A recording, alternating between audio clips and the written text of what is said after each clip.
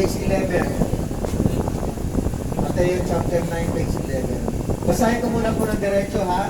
Okay lang kayo? Okay lang po. Maliwanag naman, ha? Okay, sige, basahin ko ng diretso. Sumakay si Jesus sa bangka. So tuloy-tuloy ito, ha? Yung tumawid sila galing sa kabilang Capernaum. Biglang lumakas ang hangin, naalala niyo yun? Pagdating sa kabilang pampang, mayroong masamang spirito na tao na inaalihan. So ngayon, babalik ulit si Jesus sa kabilang pampang ulit sa Capernaum. So sabi rito, sumakay si Jesus at sa bangka, tumawid sa kabilang ibayo at tumuloy sa sarili niyang bayan. Pagdating doon, dinala sa kanya ng ilang tao ang isang paralitikong nakaratay sa higaan. Pag paralitiko, ano tawag ano yan? Na-stroke. Oo, tandado. Pwede na-stroke. Nang makita ni Jesus ang kanilang pananampalataya, sinabi niya sa paralitiko, "Anak, lakasan mo ang iyong loob, pinapatawad ka na sa iyong mga kasalanan." May ilang tagapagturo ng kautusan, yung mga Pariseo, na naroon at sinabi sa kanila, sa kanilang sarili, sinabi nila sa kanilang sarili, nilalapastangan niya ang Diyos. Nilalapastangan daw ni Jesus ang Diyos. Alam ni Jesus ang kanilang iniisip, kaya sinabi niya, bakit kayo nag-iisip ng ganyan? Verse 5, ano ba ang mas madali? Ang sabihin, pinapatawad na ang inyong mga kasalanan, o sabihin, tumayo ka at lumakad. Okay, pakinggan mo pa, pakinggan. Pag hindi niyo napakinggan to, sayang naman. Ngunit upang malaman ninyo na ang anak ng tao,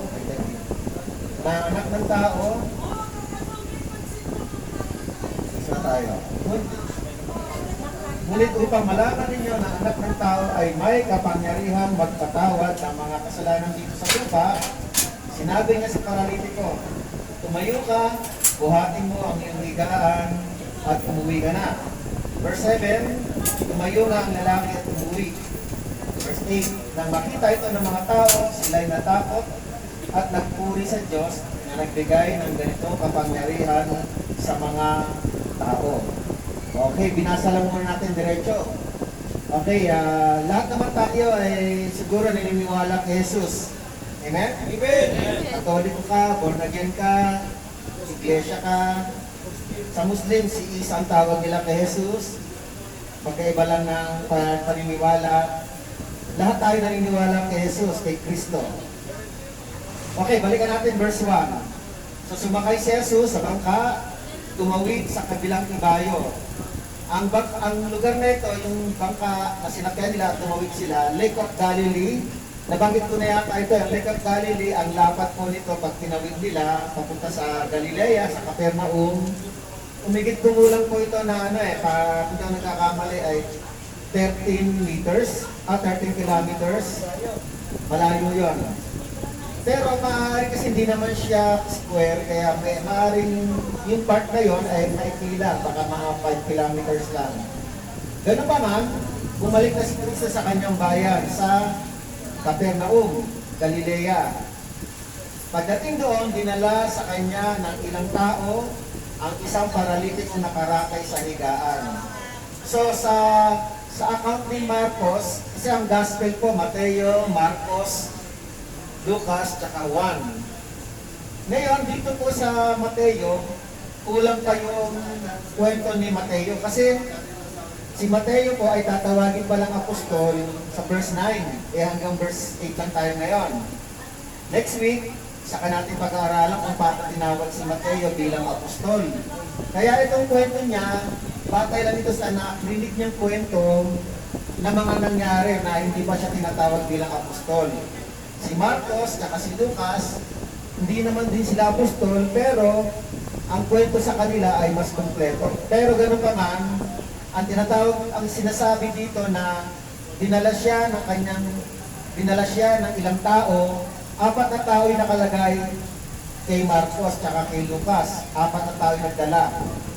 At pag binasa niyo po yung kay Marcos, pumunta po sila sa bubungan ng bahay ni Jesus dahil wala ng pwesto. Punong-puno na yung bahay na kung saan natuturo si Kristo at nagpapagaling.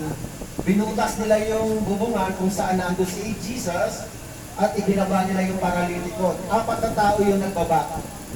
Pero dito, hindi natin mababasa. Pero ang malaga dito, may 4 na tao, may tao nagdala doon sa paralitiko. Pag sinabi paralitiko, patay ang kamay, patay ang paa, hindi makalakad, nakahiga lang. Hindi lang PWD. Ang PWD, pwede nga naka-wheelchair lang, nakakala, o may saklay. Iba ito talaga, wala talagang pagkakataong maglakad. Pwede rin, patay ang katawan, kahiga lang. Sabi dito ni Jesus, nang makita ni Jesus sa verse 2, nang makita ni Jesus ang kanilang pananampalataya, yung pananampalataya ng 4 na nagdala, sinabi niya sa paralitiko, anak, sabi niya, lakasan mo ang iyong loob, pinapatawad ka na sa iyong mga kasalanan. Verse 11, may ilang tagapagturo, mga Pariseyo po ito, tagapagturo na kautusan na naroon at sinabi nila sa kanilang sarili, nilalapastangan niya ang Diyos. Okay. So yung mga tagapagturo ng batas ni Moses, like yung mga eskriba, Pariseyo, mga tagapagturo ito ng batas ni Moses, na misinterpret nila si Jesus. Pero sa isang banda, pwede mo sabihin talaga na tama sila. Pero, sabi nila, nilalapastangan daw niya ang Diyos.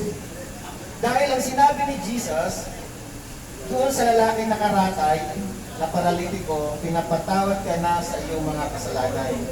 Alam niyo po, nung panahon ni Jesus, makinig po, nung panahon ni Jesus, ang proseso ng pagpapatawad sa kasalanan, ulitin ko po nung panahon ni Jesus, ang proseso ng pagpapatawad sa kasalanan, ang isang taong nagkasala, pupunta sa templo, active pa ang templo nung panahon na ito. Mag-aalay ng tupa, at yung dugo ng tupa o kaya dugo ng kambing, iaalay sa templo para doon sa kasalanan na patatawarin. Halimbawa ako, nagkasala ako, magdadala ako ng tupa o kambing, at yung dugo nun, iaalay sa templo o patawagin na yung most holy place para tubusin yung aking kasalanan. Sa madaling salita, matindi ang proseso na paghingi ng kapatawaran. Amen? Amen! Mabigat ang proseso. Ibig sabihin, ganun kabigat, ganun katindi yung proseso. Kaya lang, pagdating ni Jesus, biglang nadinig nila, pinatawad ka na sa iyong mga kasalanan. Nagulat yung mga Pariseyo. Ganun lang ba kabilis yun? Ganun lang kadali? Kaya sabi nila, nilalapastangan niya ang Diyos. Sa isang banda, tama po na pinaproteksyon na ng mga Pariseyo yung kautusan, pero sa pagkakataong iyon, hindi nila nakikilala kung sino yung nagpapatawad ng kasalanan. Yun ay anak ng Diyos. Ganun pa man, sabi ni Jesus, verse 4, alam ni Jesus ang kanilang iniisip at sinabi niya, bakit kayo nag-iisip ng ganyan? Verse 5, ano ba ang mas madali? Ang sabihin, pinapatawad na ang iyong mga kasalanan? O ang sabihin, tumayo ka at lumakad? So sinabi ni Jesus, ano ba mas madali sabihin? Tumayo ka, magaling ka na, lumakad ka, o pinapatawad na ang iyong kasalanan? Siyempre, para kay Jesus, mas magaling sabihin, pinapatawad ka na. Ngunit, upang malaman ninyo, sabi ni Jesus, na ang anak ng tao ay may kapangyarihang magpatawad ng mga kasalanan dito sa lupa. Sinabi niya sa paralitiko, tumayo ka, buhatin mo ang iyong higaan at umuwi ka na. So mga kapatid, yung proseso ng pagpapatawad, maaaring sinasabi nila na parang binaypass ni Jesus. Kasi pinatawad ka na. Hindi na pumunta yung paralitiko para mag-ali ng tupa at kambing. O kaya dugo ng tupa, dugo ng kambing sa templo. Ang templo na nakatayo pa. Dapat ganun ang proseso dahil nasa lumang tipan pa rin yung kanilang paniniwala. Habang hindi pa namamatay si Jesus, naroon ang paniniwala at epektibo ang pag-aalay ng tupa at dugo ng kambing para sa pagpapatawad ng kasalanan. Kaya lang binago na ni Jesus to. Siya na yung naging kapalit nito. Siya na po yung naging kapalit na ang mga dugo ng lupa ay pinalitan na ni Jesus. Kaya Jesus is the Lamb of God who take away the sins of the world. Siya na po yung kapalit. Yung dugo niya, yun na yung tumutubos sa kasalanan ng sanlibutan. Okay, tingnan natin. Sabi ni Jesus, ngunit upang malaman ninyo na ang anak ng tao ay may kapangyarihang magpatawad ng mga kasalanan dito sa lupa. Dalawang bagay po yon, mga kapatid. Dalawang bagay po yung sinisimbolo ng anak ng tao. Una, ang anak ng tao ay tumumutukoy kay Jesus. Nagpapakilala po si Jesus na anak ng tao. 200 times binanggit yan sa Gospel o kaya sa Book of Acts. Pero meron din binabanggit sa Gospel na Son of God, anak ng Diyos. 100 times binanggit yung Son of God. Yung Son of Man, 200 times. Ngayon, nagpakilala si Jesus sa dalawang bagay na kahulugan. Una, yung Son of Man, tumutukoy sa kanya bilang siya ay nakatawang tao. Amen? Amen! Ang naging poster parents niya, si Joseph at si Mary. Nagkatawang tao po siya. Galing siya sa langit, kailangan sa lupa magkaroon siya ng magulang. At si Mary ang naging foster mother niya at si Joseph ang naging foster father niya. Ngayon, nagkatawang tao po siya na si Jesus bilang anak din ng Diyos, John 3:16. Kaya na lang ang pag-ibig ng Diyos sa sanlibutan, sabi ni Jesus, ibinigay niya kanyang buktong na anak. Ang sino man ang palataya hindi maparusahan, kundi magkaroon ng buhay na walang hanggan. So si Jesus din ay anak ng Diyos. Kaya lang sa mga pagkakataong yon, si Jesus ay nagpakilala anak ng tao. Dahil siya ay nagkatawang tao. Bilang anak ng tao, may karapatan din magpatawad ang anak ng tao, katulad niya na anak ng Diyos, magpatawad sa mga nagkasala. Pangalawang kahulugan, na ang tao po ay may karapatan din magpatawad sa kanyang kapwa. Pangalawa, hindi lang ang anak ng Diyos o hindi lang anak ng tao na si Jesus, kundi tayo rin, anak din tayo ng tao. Mga magulang natin tao, di ba? Hindi naman hayop magulang natin, di ba? Tao, tama ba? So lahat din ng anak ng tao ay mayroon ding kakayahang magpatawad sa kanyang mga o gumawa ng kasalanan sa kanya. Hindi ka na pupunta sa templo para sabihin na mag-aalay ka ng tupa, tapos sasabihin mo, Panginoon, nagkasala ako kay ano eh. Kay ano pangalan mo bro? Angel? Angel? Parang basketball player lang. Halimbawa, Lord, mag-aalay ako ng dugo sa templo para patawarin ako ni Diringer. Hindi na gano'n. Kailangan doon diretso ka kay Diringer, humingi ka ng tawad. At siya naman, magpapatawad na sa'yo. So, hindi na po, hindi po tinuturo ni Jesus yung pupunta ka pa sa templo para mag-alay ng tupa at kambing. Itinuturo ni Jesus, kahit tayo, dumiretso tayo, kaya natin magpatawad sa ating mga tao nagkasala sa atin. O kaya natin humingi ng tawad. Ibig sabihin, matuto tayong magpatawad. May kapangyarihan kayong magpatawad. Kaya minsan sinasabi ng iba, mali po ito para sabihin ng iba na, ba't ako magpapatawad? Hindi naman ako Diyos. Kapatid, sinasabi ni Jesus, may karapatan kang magpatawad. Amen? Amen! May karapatan ka rin humingi ng tawad kung nagkasala ka. Amen? Amen! So mga kapatid, kung sakali kayo ay, for example, kayo ay Katoliko, nagkakasala kayo sa iyong kapwa, pupunta ka pa ba doon sa pari para humingi ng tawad? Pumunta ka na lang doon sa tao nagkasalaan mo, humingi ng tawad. Sabi ng Panginoon, patatawarin din ang mga nagpapatawad. Amen? Mateo 6, binanggit yun, at ang hindi na magpapatawad, ay hindi rin patatawarin. Itinuturo lang ni Jesus na ang tao ko, anak ng tao, tulad niya at tulad natin, ay may kapangyarihang magpatawad. Huwag mo na sabihin, huwag ka humingi ng tawad sa akin, sa Diyos ka humingi ng tawad. Eh kung nagkasala sa iyo yan, sa iyo hingi ng tawad yan. Huwag mo nang dalhin sa Panginoon. Sa iyo na. lumapit na sa iyo, humingi ng tawad sa iyo, at ikaw naman may karapatan kang magpatawad. Kaya kapatid, kayo lang mag-usap. Mag-usap lang kayo kung di kayo nagkakaintindihan, mag-usap kayo ng mahinahon, wag dadalhin sa galit, sa sama ng loob. Mahinahon na pag-uusap lang, magkapatawaran kayo. Magkakasundo kayo. Amen? Huwag niyong palakihin yung issue ng maliit na bagay, lalaki lang yan. Baka mamaya matutulog ka, hindi ka makatulog na maayos kasi nag-aalala ka. Baka may gawin sa'yo. Mag-usap na kayo, magpatawaran na kayo. Hindi na kailangan magsumbong pa sa pulis, sa pare. Kayo lang dalawa, mag-usap na kayo. Diba? Sir, ginagawa, wala nang ganon. Mag-usap ka, limbawa kayo, Brad, bakit mo ginawa sa akin yun? Sumamalog ko eh. O kaya kung mayroon dito mediator, si Mayor. Sabihin niyo, Mayor, gusto ko sana kausapin si bro. Sumamalog ko eh. Sabi mo, pag-usapan kayo ni Mayor, pag-usap kayo. Mga kapatid, andito na kayo sa loob. Amen? Kung kayo ay may hidwaan pa, may samaan pa ng loob, mahirap, hindi ka payapa. Masarap kayo natutulog ka, kahit nahirap ka matulog, pero sarap ng tulog mo, di ba? Humihilig ka pa, no? May karapatan po tayo magpatawad. And then, ano yung susunod?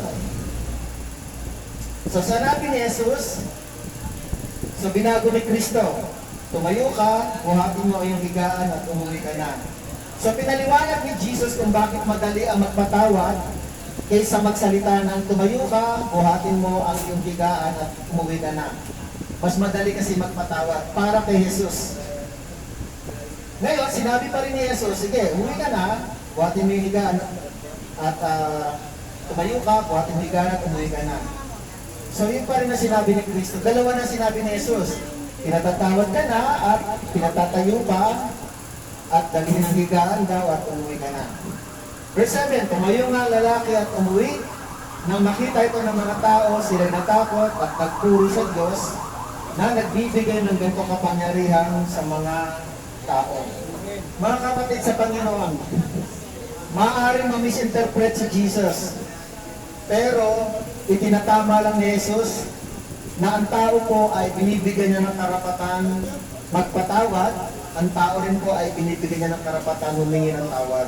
Bagamat siya ang unang tinutukoy nun, He is the Son of Man na may karapatan magpatawad din sa lupa.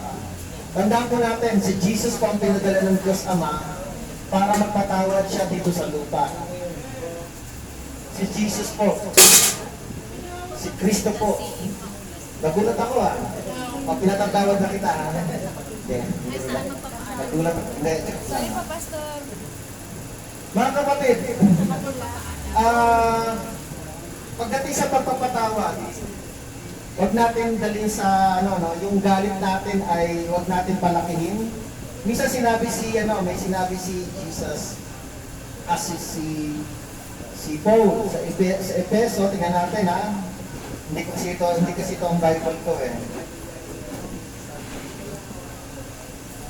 Nawalan dito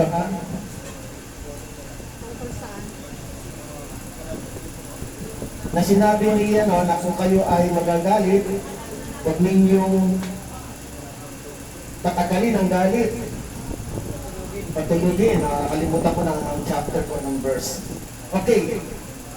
Basahin ko ulit kay Santiago chapter 5. Ano ang dapat gawin mga kapatid? Sabi ni Santiago chapter 5 verse 16, ito yung panukala at yung yung proposal ng Biblia para anong gagawin natin para tayo ay magkaisa? Anong gagawin natin para tayo magkaisa, magkaunawaan? Basahin ko Santiago chapter 5 verse 16. Kaya nga, ipagtapat ninyo sa inyong mga kapatid ang inyong mga kasalanan at ipanalangin ninyo ang isa't isa upang kayo'y tumaling. Malaki ang nagagawa ng panalangin ng taong mga kapatid, sa verse 16, itinuturo ni Santiago ang pastor sa Jerusalem Church Ipagtapat ninyo sa inyong mga kapatid ang inyong mga kasalanan. Mga kapatid, huwag kayong maglilihim. Halimbawa, may galit kayo sa kapwa ninyo. Ipagtapat ninyo. Amen? Halimbawa, may nasaktan na may masama ng loob kayo. Huwag yung patutulugin ng matatalyan. Maiipon yan. Eh kung yung tao yun, hindi niya alam na nasasaktan ka niya, mag-usap kayo. Pagtapat ninyo. Huwag yung palakihin yung issue. Para hindi magkaroon ng problema. Panalangin niyo sa Panginoon na magkasundo kayo. Kasi hindi ba iwasan, nandito kayo sa loob eh. Pero ako naniniwala, ang balita ko naman ay maayos kayo dyan. Amen? Maayos kayo dyan. Kaya mga kapatid, ipagtapat ninyo, huwag kayong maglilihim, at pag-usapan ninyo para hindi kayo magka-problema. Dapat nagkakaunawaan sa isa't isa. Ganun din sa mga kababaihan na kung halimbawa, hindi ba iwasan, merong hidwaan, tampuhan. Sabi dito, no, pagtapat ninyo sa inyong mga kapatid at inyong mga kasalanan. Kung nagkasala kayo, sabihin niyo sa Kanya. At ipapanalangin din kayo. O kaya, halimbawa, nagkasala kayo sa ibang tao na wala rito, hindi niyo naman kaya puntahan kasi nasa loob kayo. Tutulungan kayo ng kapwa ninyo na ipanalangin kayo.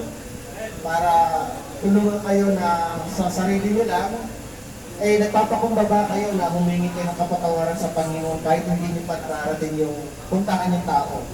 Kaya lang, pagdating sa labas, kailangan puntahan ninyo. Makipagkasundo kayo mga kapatid. Amen? Amen! So mga kapatid, ito lang naman ang gustong ipahagi ng Panginoon sa inyo sa oras na ito, no? Una-una, ang prinsipyo na pwede natin i-apply, merong 4 na lalaki na dinala yung paralyzed, paralitiko. Maaari kaibigan nila o mag-anak nila, dinala kay Jesus. Ano sabi ni Jesus?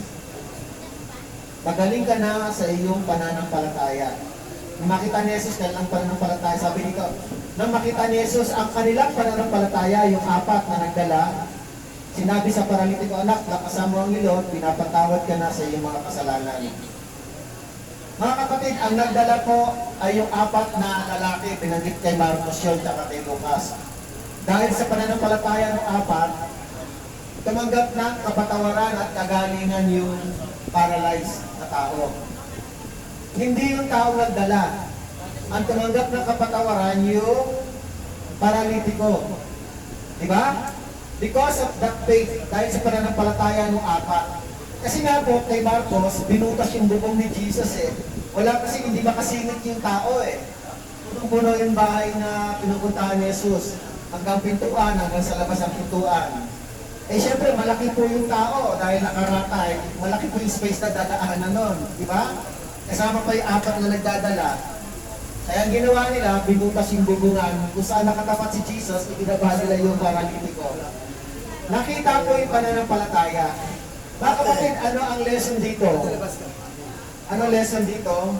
Dapat nagtutulungan din kayo. Amen? Kung meron taong paralyzed, may problemadong tao, meron taong mahihina, yung 4 na tao, kahulugan lang noon, marami kayo nagtutulungan, nagmamalasakit. Nagmalasakit yung 4 sa taong nasa higatan. So mga kapatid, dapat nagmamalasakit kayo sa isa't isa. Kapag nakita ng Panginoon na meron nanghihina, pinagpe-pray ninyo, dinadalangin ninyo, makikita ng Panginoon yan. Maaari sabihin ng Panginoon, pagkadingin pinagaling din siya, kung inilalapit din siya sa Panginoon. Ganon din sa mga kababaihan. May unity. Number 1 lesson is unity. Amen? Amen. Pangalawa, mayroong pananampalataya yung taong 4 na nagdala sa paralitiko. Unity sa puso, pagkakaisa. Yung 4, nagkakaisa silang dalhin yung isang taong mahina, paralyzed. Tapos, yung pangalawa, yung pananampalataya ng 4 na tao. Ano yung pang-4? Ano yung pang-4? Si Jesus ay may kapangyarihan magpatawad ng mga taong nagkakasala. So, ilapit natin kay Jesus ang mga taong nagnanais patawarin ng Panginoon. Kapag kayo po'y nakalaya, mga kapatid, pwede po kayo magdala ng taong spiritually speaking paralyzed. Ibig sabihin, nakakasala. Dalhin nyo kay Jesus, dalhin nyo sa church, Idalhin nyo sa church, panalangin ng pastor. Dalhin nyo ang kasulatan, basahin niyo yung kasulatan sa taong iyon, mga kapatid. Ibig sabihin, dinadala nyo sa Panginoon, sa salita ng Panginoon. At makikita ng Panginoon yung pananampalataya ninyo. So bring people or person sa harapan ng Panginoon. Paralisado man siya o hindi. Naman mangyari po sa inyo, mga kapatid, ha? Andito ako para magbabay sa inyo na gawin niyo rin yan. Pwede naman gawin yan sa loob. Hindi na nangangahulugan na wala kayong magagawa. Malaki. May Bible pa rin kayo sa loob, di ba? Pastor! Basahin niyo yung Bible sa taong nagkakaproblema. For example, mayroong Bible. Basahin mo din sa tao may problema, panalangin ninyo at basahin niyo yung Bible na tungkol sa kalayaan, kapayapaan. Ibig sabihin, dinadala niyo rin siya sa Panginoon. Amen? Dinadala niyo siya sa Panginoon. So dapat magkaisa po kayo. Dalhin niyo ang sino mang mahihina sa harapan ng Panginoon. At nakikita ng Panginoon ang pagpapala, makikita ng Panginoon ang inyong pananampalataya at kayo ay pagpapalain ng Panginoon. So para sa atin to, para sa inyo to mga kapatid, habang nasa loob kayo, magkaisa kayo manalangin para magkaroon kayo ng kalayaan. Opo, Pastor! At pag nagkaroon kayo ng kalayaan, panalangin nyo na huwag na kayong bumalik. Diba? Noong Tuesday po, nasa Cavite po kami, sa probinsya po namin. Pag nasa Cavite kami, alam mo iba rin dito eh, dumadalo kami sa jail doon. Alam niyo ba daw, di ba? So, ibig sabihin, dumadalo kami doon sa Magallanes, Cavite. Hulaan nyo, kung ilan yung nakakulong? Dami naman. Ilan yung nakakulong? 20. 10 lang. Ha? 10, Pastor. 10. Wala. Siya, wala. Nabili ko na yata dati. Ilan bro? Ibig sabihin, nakinig ako. Nakinig siya dati. Tama si brother, isa. Pero nung Tuesday na pumunta ako, Tuesday, na-delay lang yung mga pirma ng mga judge. Dapat wala na. Sa Wednesday, nakalaya siya kinabukasan. Ang kasalanan lang niya, nalasing, alam mo yung slang, yung alarm scandal. Wala, Pastor. Alarm scandal. Wala. Walang drugs. Amen? Amen! Walang drugs. Kaya makalibat kayo doon. Kasi walang tao yung tulungan ngayon. Ewan ko lang, hindi ako sure. Amen. Mga kapatid, yung lugar kasi namin ay medyo probinsya, pero maganda yung lugar namin. Yes, tahimik. Tahimik po. Anyway, mga kapatid, gusto ko lang itaas sa inyo na sinasabi ko sa kanila na isang kante yun, nagugulat din sila. Ganun karami, minsan sinasabi ko, 65, 80, lalaki pa lang yun. Nagugulat din sila, ganun, ang dami. Kaya mga kapatid, kung magkakaroon na ng contest, pakauntian hindi paramihan, pakauntian ang nakakulong. Pero kailangan makilala niyo ang Panginoon, ha? Amen? Amen! Tutulungan kayo na hindi na kayo ibabalik dito. Basta ang Panginoon. Basahin niyo po ang Biblia, ang kasulatan. This is the Word of God. Amen? So manalangin tayo, magkaroon tayo ng unity, magkaroon tayo ng pananampalataya sa Panginoon. Yung pagkakaisa ng pananampalataya tulad ng 4 na nagdala ng paralyzed na tao, nagmamalasakit, unity and faith. Amen? Importante po yung tatlong yun. Number 1 is unity, and then faith, and then yung concern sa kapwa natin. Yun ang lesson natin sa araw na ito. Amen? Tandaan niyo na, ano ulit yun? Unity, faith, concern sa kapwa. Kaya kayo, i-apply niyo yan dyan, ha? Opo, Pastor! Hindi ko naman may apply dyan kasi wala ako dyan. Siyempre, ayoko nang pumasok dyan para lang magturo. Dati pumapasok po ako, totoo lang. Nung wala pa ako speaker, nung panahon na bago pa lang si Duterte, pumapasok ako, luma pa to. Talagang masikip. Kaya lang, hirap ako magsalita dahil hindi rin ako madidinig sa mga babae dahil sa lalaki lang ako nasa loob. isang oras ako nakakulong. Nagtuturo ng gospel. Amen? Siyempre, nilalak ako ng mga pulis. Alam nga namang nakabukasyon. So, yun. Pero ngayon, may speaker na. Dito na lang sa labas para madinig na ng mga kababaihan. Ha? Lahat ay nakakadinig. Nadidinig niyo ba? So, sikapin natin na yung 3 pointers na yun, na unity, faith, and concern to each other. Amen? Sige, let's pray. Tayo po tayo. Tayo!